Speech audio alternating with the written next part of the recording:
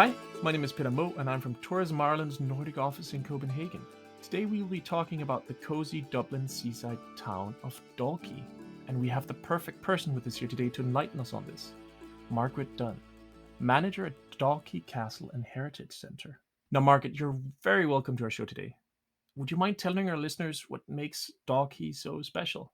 I will, of course. Thank you. Good morning, Peter. It's lovely to chat to you this morning. Dalkey is a very special place. It's on the coast of Dublin, just south of Dublin City. It's about a half Hmm? an hour from the city, and you can pop on a dart and arrive in Dalkey in less than half an hour. I suppose Okay. another thing that makes it very, very special is that its origins go back 6,500 years. So it's a really Wow. historic place. 6,500. That's a lot. It is, yeah. And on the site of Dalkey Castle and Heritage Centre, we have an early Christian church that goes back to the 7th century. And just Okay. off the coast of Dalkey town itself, it's a heritage town, but it has a real village atmosphere. So just off the coast of Dalkey, there's an island, Dalkey Island, and it's from that island that Dalkey grew and that Dalkey got its name. And ships came in there in the Middle Ages, big ships, and they unloaded all their goods because they couldn't get into Dublin City Mhm. at that time because there were sandbars across the Liffey. So they were unloaded in Dalkey and they were brought up by carts to the seven castles in Dalkey, of which there are only two remaining today. One being Dalkey Castle, it's the only one, a working castle. The other one is in ruins. And then once Mm. the ships were lightened, they could go ahead on into Dublin and be unloaded inside in Ringsend. So we have a great sense of history because we know where all those seven castles were. And we also have the early Christian churches on the island and one on our own site in Dalkey. Did the ships get unloaded and then reloaded to No, pass the they dues, or did? lightened the ships. They would Oh, have okay, they just taken an lighten them. amount of goods off, and once they were Mm. lightened, then I suppose, they raised up in the water and were Yeah, able to yeah. move into the city. Okay. And that, So that so the castles were built from the 1390s through the 1400s onwards.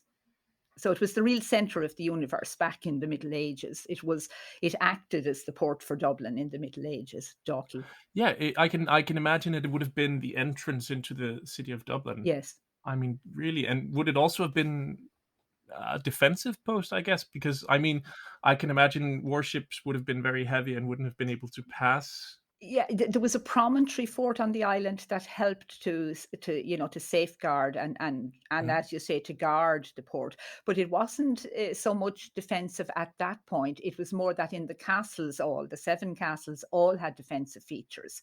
They had battlements, matriculations, arrow-looped windows. So there were guards on the castles to stop, in fact, to stop the native Irish from stealing the goods because the native Okay. yeah, the native Irish had been banned to the hills, to the Wicklow Hills. Mm. So it was actually to stop the goods being stolen by the native Irish. All seven castles had defensive features. And the defensive features are still to be seen today on Dalkey Castle. You can come, you can see the matriculation from which they would have dropped down hot sand on attackers, or you can see the arrow looped windows from which the archers would have shot Mm. their longbows. You can see the murder hole. There was a great Céad, míle, fáilte, 100,000 Yeah, welcomes welcomes. at the murder hole. So if you got past the entrance door, there was a murder hole overhead, and they could drop lighted firewood or boiling urine, anything they could lay their hands on to stop you from getting Stop up you the from entering, stairs. yeah. Yes, exactly. Yeah. So you can see all those. We don't drop the boiling urine, mind you, but we do for our schools program have rocks, fake rocks, of course, that we drop down on the children when they're attacking the castle. So we do a Oh. complete theatrical setup where some children defend the castle and other children attack the castle. And once they get through the door, down come the polystyrene rocks on their heads. No Oh, boiling that's urine, though. okay. That's but that sounds so lovely. I Yeah. mean, I would have loved to do that. I mean, that would actually honestly have been a dream of mine to do that as a child. Yeah, they really love it. They really love it. So in normal times, then in the castle itself, we have an archer living back in Mhm. the Middle Ages. We have a cook and a barber surgeon. So there are 3 pieces of theatre that happen on every guided tour. And they're professional Okay. actors who play in their time and in their place. So the archer, it's amazing actually the amount of expressions that are still in the English language today that come from archery, like another string to your bow, keep it under Okay. your hat, brace yourself. So as Yeah. people are listening to the archer talking about his work in his time and in his place, you can see little light bulb moments going off saying, oh, I never realized that's where that came from. It's always like that, isn't it? When you learn something new. Oh, but that's fascinating. And I didn't know all of that. And similarly, the barber surgeon who rocks into Dalkey with his travelling cart, and he was the man who had all the sharp knives. So he Hmm. was the one, Henry VIII merged the guilds of barbary and surgery, so that because the barber surgeon had all the sharp knives, so he can either do a haircut or he can do an amputation. He Right? doesn't, he doesn't do the actual amputations, but he makes it look like he does. Oh yeah, no, but right. Okay, okay. Now I understand why it's called a barber surgeon. Yes, that's why. That's scary. Yes. And A the haircut and another amputation. light Yeah, bulb that's moment happens there when the barber surgeon wants to test the humors of the man, because the body has 4 humors, he tells me. And he gets them to hold this pole, and they hold the pole until the veins in their hands rise up, so he can slit the vein and do a bloodletting. And when he's finished the oh, bloodletting, the bandages that he takes off the wound, he wraps them round the pole. So you can see the red of the blood and the white of the bandages. And he pops that up outside where he's practicing. And people know that the barber surgeon is at work within. And to this day, if you go to the barbers, you will see a red and white pole outside the what? premises. And that's where it That? comes from. So you see, Oh when my people, god! No, I just wow. Okay. so you have to I know come. exactly the one you mean, the one Yes, that's kind of spinning yes, and red and white. Oh God. yeah. Okay. That goes right back to the Middle Ages and barber surgery. Wow, that's amazing. I didn't know that. And if you thought that was going to be the main highlight, we have a cook who uses a goose, and she has stolen a goose from the flock of the master, and she's having a party with the goose because only the wealthy were able to kill or Mhm. have geese, because the wealthy people had dogs as guard dogs, but poorer folk couldn't have a dog as a guard dog because dogs were very expensive. But they could tie a goose at the gatepost. And if anybody came near the place, the gaggling of the Me. geese would frighten the living daylights out of any intruders. To So, this day, geese are actually still used yeah, as alarm animals yeah, around the world. It's yeah, incredible. Yeah. yeah, They make such an amount of noise and fuss that it's incredible. You wouldn't believe it. It's worse than a than a group of dogs. yeah. And not alone that, so you started with the goose as guard dog. Then when she cooks it, they can eat it, or the wealthy would eat it. Now she's having a secret party where the servants are all going to eat the goose. That's the Hmm. premise in our living history. But then it's so sustainable because nothing, absolutely nothing goes to waste. They use the wing of the goose to as a duster for Hmm. sweeping up the hearthstone. She then fashions the quill of the goose for the barber surgeon to write out his potions and his cures. He writes it out in calligraphy. She saves the fine feathers, or flights as they call them, for the archer because he mends his arrows with the flights. So it's a Yeah. circular economy they operated in the Middle Ages. So everything had further uses, and we demonstrate that as part of, and it's subliminal. We don't hammer it home to you. You take it in yourself and you realize, oh my God, yeah, they did that back then. They did definitely use all of it. Yeah, I can imagine. I mean, we still use goose down in duvets and pillows. You I mean, do. You do. You use goose down in duvets and pillows. Yeah, absolutely. so that's the experiences you have at the castle then. What? But how big is the castle? Is it? Is it? It's a Is it? very Is it's it? a very small castle. It is almost a miniature castle, but it's right Hmm. on, very accessible because it's right on the side of the main street.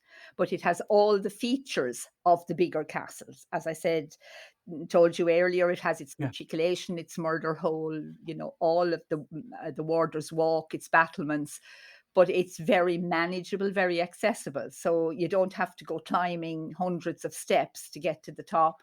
And there are fabulous views Fair. from the top. You can see the sea, you can see the lookout turrets, you can see the arrow looped windows. Then you can come downstairs and have your living history experience with the Yeah. actors. There's also, of course, a huge literary tradition in Dalkey. There are a large number of writers who either lived in the area or are associated with the area. For example, James Joyce set chapter 2 of Ulysses just over the road in a school called Clifton School that's still there today. So each Bloomsday, which is on the 16th of June, we dramatise the schoolroom scene that happened across in the setting. And then a Joycean expert, after the dramatisation, a Joycean expert leads the group of people, usually about 60 or 70 people, across to the actual setting where the schoolroom took place in the Nestor episode of Ulysses. Yeah. So having something authentic of your own within the place and celebrating that is what we love to do. We Mm. also have had another very famous writer called Maeve Binchy, who lived in Hmm. Dalkey. I don't know, have you ever heard of Maeve Binchy, Peter? I know that there's a Maeve Binchy festival. You do Uh, know, you've done your homework. So in October each year, we have a Maeve Binchy and Irish Writers Festival, where we take a theme from some of Maeve's work and push that out towards other writers starting out and established writers, and have a whole weekend of panels, talks, discussions, dramatizations, walks, celebrating really the fact that Maeve Binchy lived in Dalkey and Dalkey was the centre of her universe. She died in 2012. And so we continue to celebrate and honour her memory by having the festival every year. Fair enough. Are there any other famous residents in Dalkey? Do you mean current residents or writers of the past? Current residents, I guess. Current, well, of course, we have Bono living up the road in Killiney, just a stone's throw away. He drinks in Finnegan's pub in Dalkey. Very, very good family man. Nobody bothers him when he comes to town. When his book Surrender was published, he popped into the local bookshop and signed a number of copies, of which I have a number of copies signed by Bono. Nice. And The Edge has a house close by, but I don't think he's living there at the moment. Neil Jordan, filmmaker, lives just down the road also.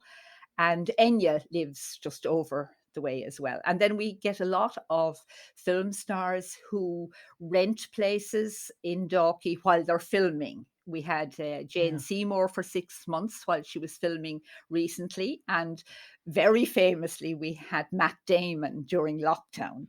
He was staying in a Okay. house in Dalkey during lockdown and was snapped with a supermarket bag, and it went viral, absolutely. But he was really nice, and when people were queuing outside some of the cafes, remember when you couldn't go indoors for Yeah. coffee, and when Matt would come along to queue for his coffee, the locals all let him go to the top of the queue. He didn't have to queue, so he Oh, that's really nice. felt very at home in Dalkey during lockdown, and said he wanted to come back anytime he was filming in Ireland. He'd come back to Dalkey.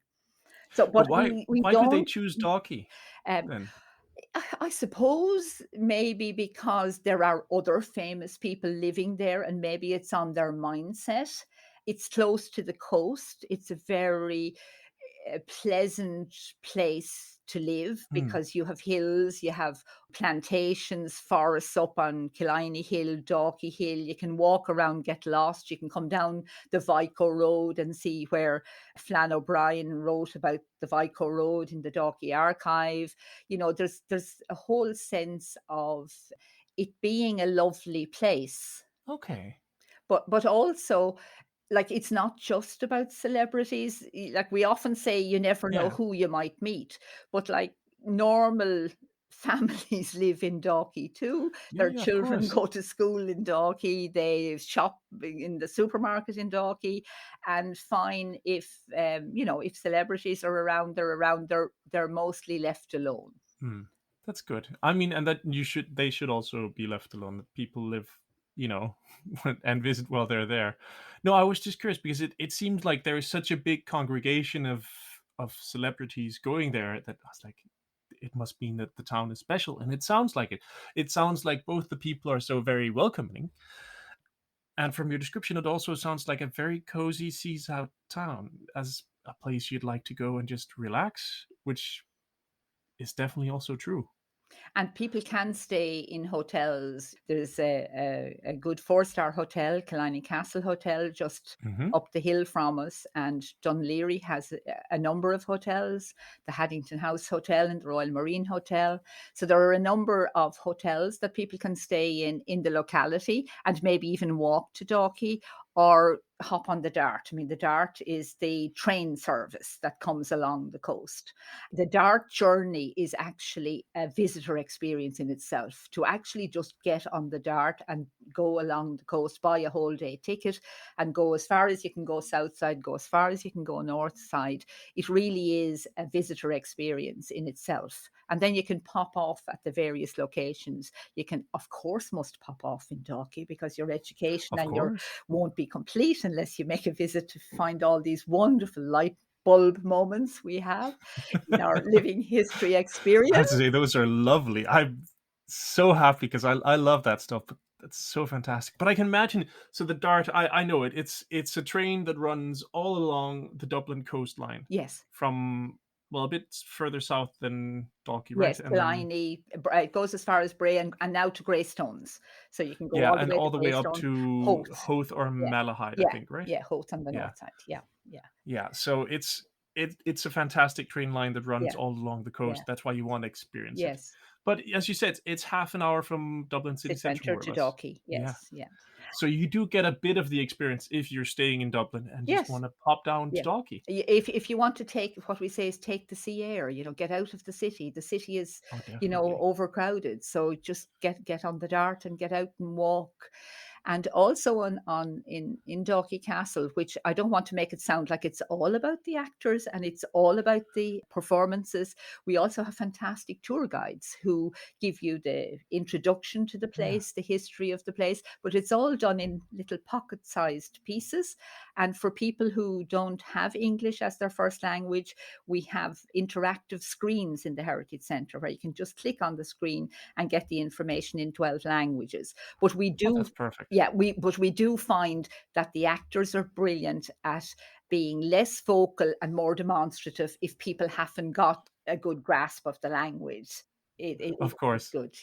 And we also have a writers gallery within the building. So all those writers that I'm telling you about, All right. they're all Yes. there on interactive screens. And we also have particularly in the summertime, we lead literary walks, which cover the famous writers like Joyce, Beckett, Shaw, Seamus Heaney. There are a large number of Nobel laureates Yeah. lived in the area or associated with the area. We find the little threads that connect them to the area, and the walk lasts about an hour also. And you can Oh, that also sounds lovely. take, if you wanted to make a half day, you could take the living history experience and the guided walk. That would use up your morning and then go for lunch. There are fabulous restaurants that cater for all tastes, really. There are lots of restaurants. I mean, Dalkey really is a town of restaurants. So you Hmm. can have Indian or you can have French or you can have Italian. There are all of the internationals. And of course, what we find with visitors,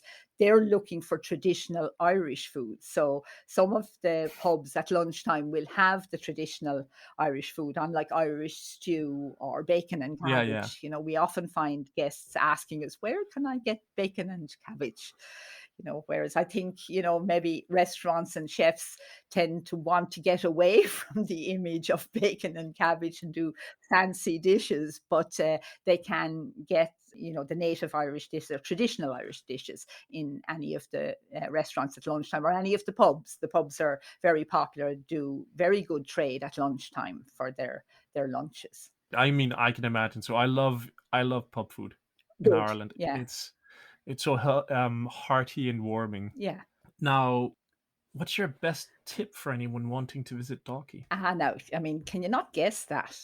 Of course. Well, Look up dalkeycastle.com and they find out can they get on a tour, and they come and they experience the living history experience, and then they can go forth because they know exactly where they are, what they're going to do, and they have a sense of the place, and they know what Dalkey is okay. all about. So once they've taken the tour, out they go and they say, oh yes, we heard about that inside, and yes, we know what Okay, so it's a great way to get an it is. introduction to the Yeah, city as well, yes. and to what's around you. And I assume since you say it's a medieval castle, is the city a kind of medieval city as well, or is it? No, it's more Victorian, but It's more you Victorian. can Okay. also wander down to Collymore Harbour, and there's a 5-minute ferry across to Dalkey Island, and that's a really special experience to pop on the ferry. Very, very reasonable to get across, and take a picnic with you. Of course, leave no trace when you're on the island. Bring everything Yeah, yeah. back with you. But it's a beautiful, beautiful thing to do on a summer's day, to go over to the island,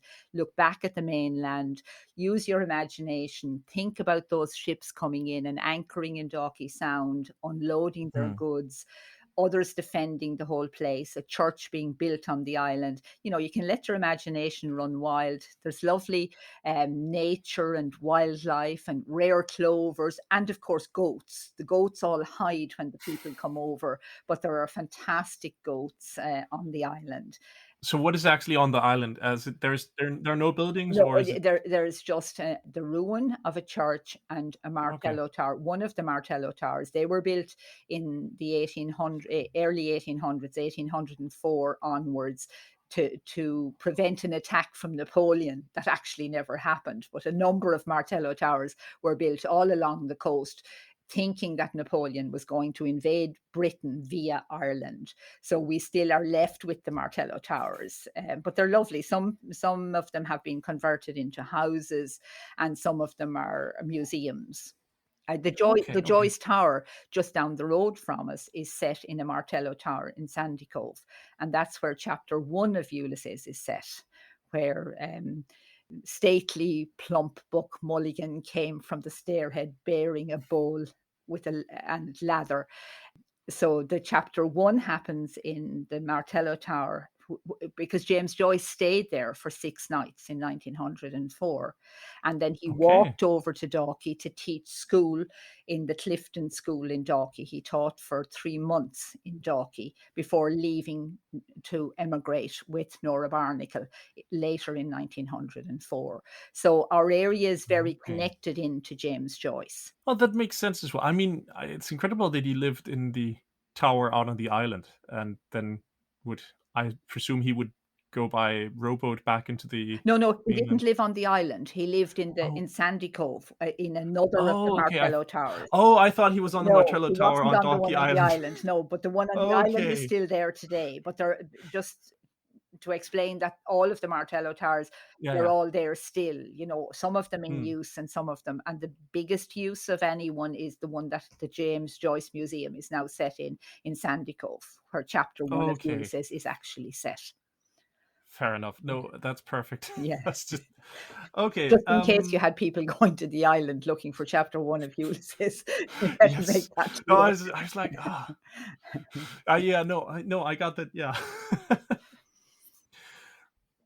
Any Irish words or sayings that you might want to share? Well, I suppose Céad míle fáilte is one of the most common phrases Mm-hmm. used, which means 100,000 100,000 welcomes. welcomes. And we always everyone likes to think that they give we give our visitors a Céad míle fáilte, which is 100,000 welcomes. But I have a personal one that I like, which is go mbeirimid bio ag an am seo arís. And that means that we may be alive at this time again.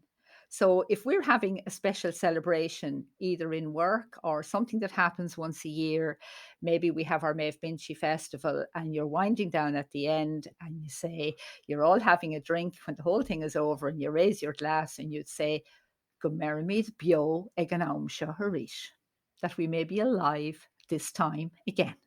So that's my favourite Irish saying. I don't think I'm brave enough to try and pronounce I that. shall write it to you, but you still Thank you won't be very able to much. pronounce it. That's not a problem. It's as long as I get that. No, but that's a really, really lovely saying. I Yeah, really love that. yeah, yeah. I do Um, too. and just going back to Dalkey for a quick second. So Dalkey Island and everything. So what is Dalkey named after? Because a lot of Irish places are named after Yeah, something. yeah. It began being called Delig-inish. Delig being a thorn and Inish an isle, Mm, Thorn Island. And then it moved on when the Vikings came and were there, it became Dalkey, and then it yeah. became Delgi, and then it became Dalkey. Dalkey. On Okay. this So side. it's So it just had an evolution of the. four different versions: the Irish, the Viking, the Norman, and Dalkey, anglicised Okay. to Dalkey. So Thorn Island. Some say it's because the island looked the shape of a thorn. Others say it was because it was full of thorny vegetation. But how do we know? We just know that No, no, of today course. it's now called Dalkey, but that the town did take its name from the island, From the and island it just began out outside. with the Irish Delig-inish, Thorn Island. That's fantastic. I love the etymology of things. It's always so interesting, and you can learn so much about a place from it. And I love that the town took the name of the island outside Yeah, of the town. yeah, yeah. I think that's perfect. Last question: where and how can our listeners get in contact with you and find out more about what Dalkey Castle has to offer? Our website is dalkeycastle.com, and all bookings are online. So you can go on to check whether you want to join a living history experience or you want to come to one of our festivals. So you have our Okay. Bloomsday Festival in June. We have our Echoes May Was Vinci it June Festival. 16th, right? 15th and 16th. 16th is 15th, 16th. actually Bloomsday, but we have a Joycean evening the evening before on the 15th to get everyone in the mood for the next Perfect. day, because what we do there is we take the fun elements of Joyce, because sometimes Joyce can be seen to be very academic and needs to have lots of professors sitting around poring over the various words. But Joyce, more than anything else, wanted to be seen as fun, having fun in his writing.